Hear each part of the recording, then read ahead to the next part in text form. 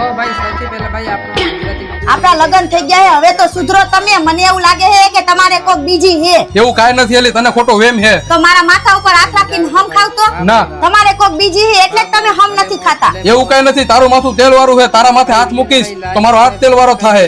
ઈ હાથું ગીતામાં નાખીશ તો ગીચું તેલ વાળો થાહે. અને તેલ વાળા લુગડા ધોવામાં તને તકલીફ પડે ને એટલે હું તારા હમ નથી ખાતો માથે હાથ મૂકીને. તો ખમો હમણાં હું મારું માથું શેમ્પૂ થી ધોઈને આવું.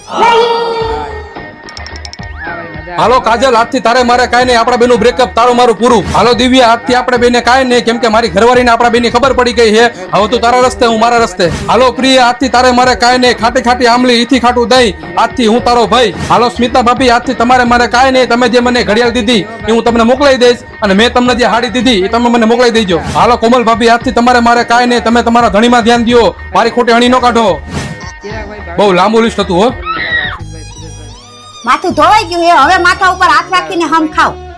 આજે હું હમ ખાવું કે તારા સિવાય મારું કોઈ નથી. જે હતું બધું પેલા હતું, અત્યારે કોઈ નથી.